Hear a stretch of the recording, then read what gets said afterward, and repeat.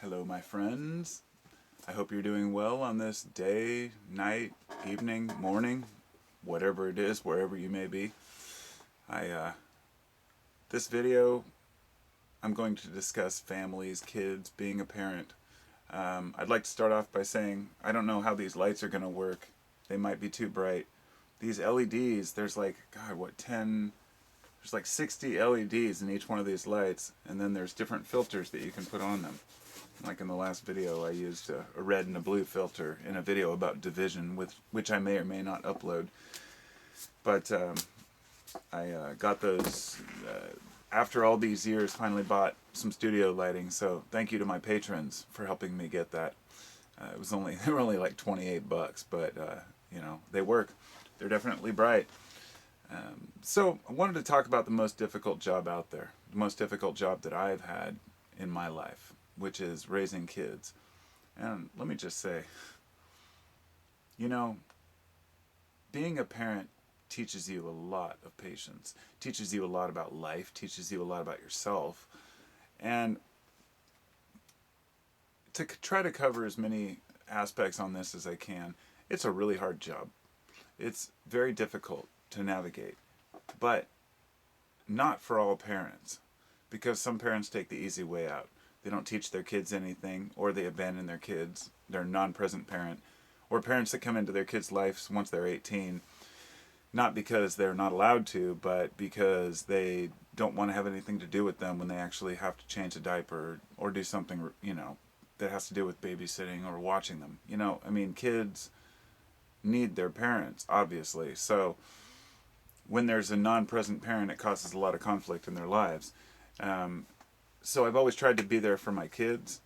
I've been fortunate enough to, for at least the last few years, be able to work from home with my herb business. Before that, I was a carpenter. And long story short, for those of you who don't know, I developed a sciatic, you call it sciatica, which is basically, it's not a diagnosis, it's more of a general condition. Sciatica is when you pinch between the L4 and L5 lumbar, the spine. You've pinched the nerve that goes down your leg. And let me tell you, the minute I said sciatica, a lot of you just cringed because I know you've had that pain. So during the time when I had that pain, I thought I couldn't even lift my kids. And I thought I wouldn't be able to lift them forever. And I stuck with my work because I needed to make money. And as a parent, my job is to fulfill my obligation to bring home the bacon, bring home some money, at least, if you will. I learned the hard way that it's better to step back sometimes and just be a little humble. I actually was out of work for like a year and I couldn't do anything. And it was during my YouTube years. It was probably like 6 years ago. Yeah, about 6 years ago. And then I started my kratom business. But before that, I was really lost. And but at the same time, developing my own awareness and spending time with my kids. And that was a crucial aspect to my life, because being a parent is more than bringing home money. It's about being present for your kids. And that's a lot harder than it sounds. Being able to wake up in the morning, your kids eat breakfast, go off to school, come home, whatever it may be, or perhaps they're homeschooled. When I was younger, I remember people saying, I would never have kids. And if I did, I'd homeschool them because I don't trust the school system. I'd say, try working a full-time job and homeschooling your kids at the same time. But it's more than that. The kids need exposure to other people. And school is phenomenal for that. Even if it's public school, even if they're not learning as much as they could be in the time, who cares? My thought is this, that as long as they're in a decent school system, at least they're learning something and they're spending time with other people. Because homeschooling your kids is difficult because you have to whip them into submission, if you will, because they don't want to listen to you as the parent. But and that's the next aspect. Knowing when to punish your kids. It's one of the hardest things for parents. Before I came out here, I saw this book on the shelf, and it was called Sibling Rivalry, or Siblings Without Rivalry, sorry. And I've never read it. I've read little parts of it. It's kind of funny, but it's one of those parents' books about raising kids that don't fight. Now, I'm an experienced parent, all right? I have 2 kids that are between the ages of 7 and 10. Well, I should say I have 2 kids who are 7 and 10. And when I talk about that, a lot of people are like, well, you'll see once they become teenagers, oh, everything's going to change. I'm like, look, my brother and I were teenagers, and we were the same age difference as my kids, but I also have a 25-year-old. And when I say that, a lot of people are like, what? How could you have a kid that's 25? Well, I met my wife when I was 18. I mean, when I was 23, and she had him when she was 18. And so he was about just turning 4 when I met him. And I remember when we met, I gave him a Batman figurine, and he never forgot that, you know. To him, me coming into his life was a new dad, and that was a huge role for me. And so I kind of, I don't know, I would say that that role was difficult at first because I didn't know what I was doing. And that's when I realized you never know what you're doing as a parent. You are never prepared. So for all the parents out there who think, oh, I just couldn't do it because I'm not ready, you'll never be ready. Just have kids or don't. But for me, for us, we didn't plan our children, but it happened, and here they are. Let me just say this. There are people out there who are what you call anti-natalists.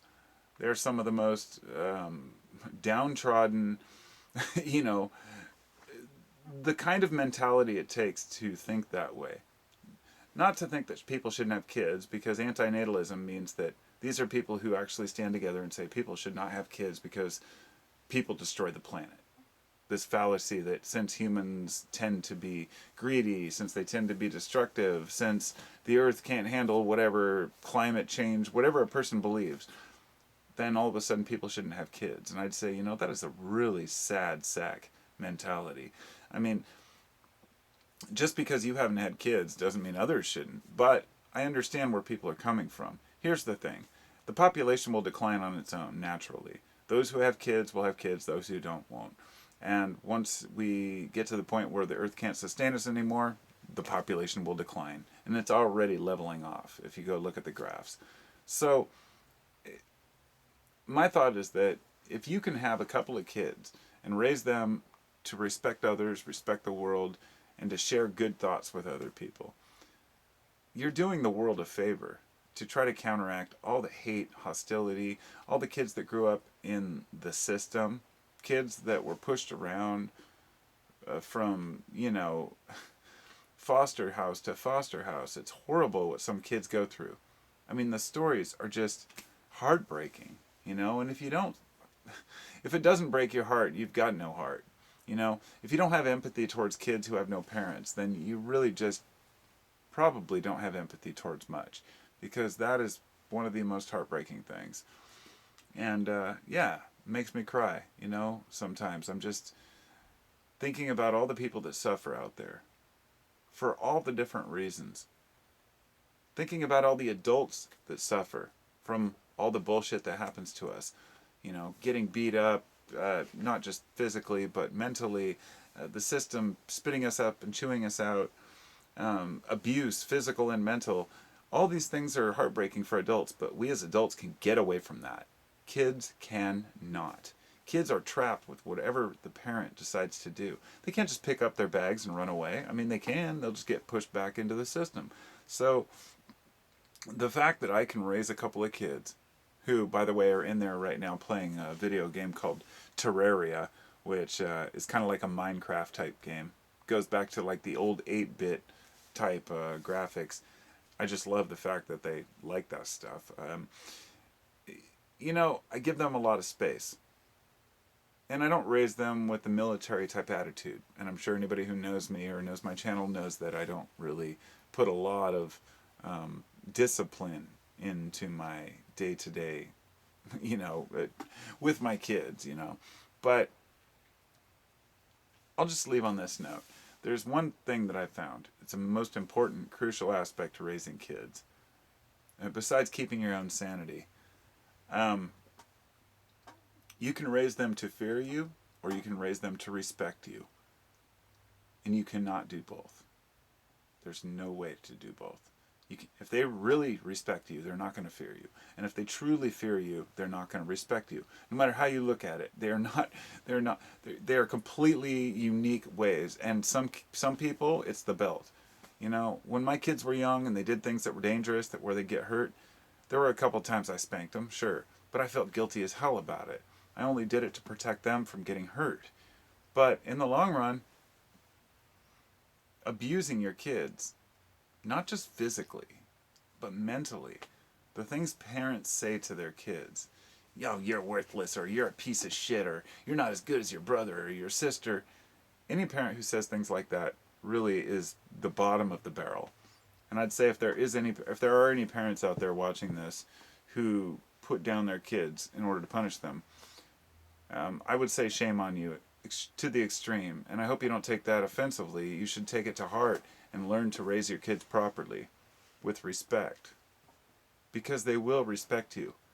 The difference is it takes time to raise kids that respect you rather than kids that fear you. If you whip them, then they're going to listen pretty quick. If you keep saying, hey, one more time, eventually they're going to look back and realize, oh shit, I've treated my parents like shit. Not all parents and not all kids are the same. Not all kids can actually grow out of their bullshit. Sometimes you got to be brutal. You've got to yell sometimes. You got to scream and get in their face sometimes. But you don't have to live that way all the time.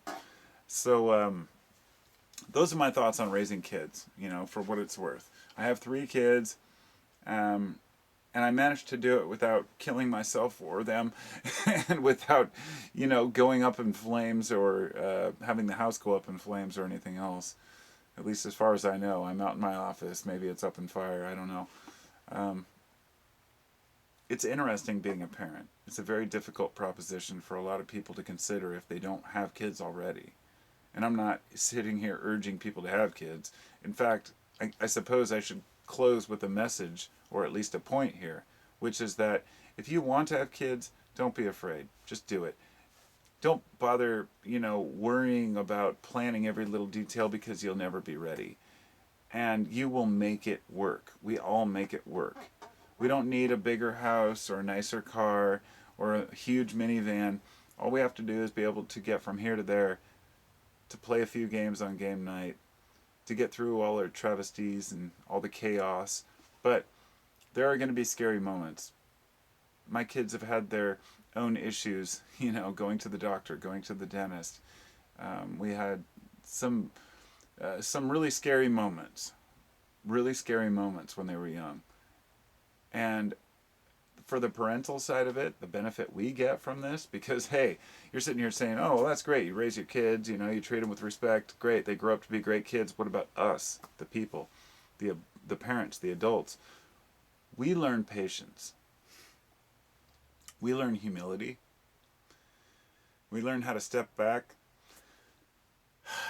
take a deep breath, and relax when we're dealing with childlike people.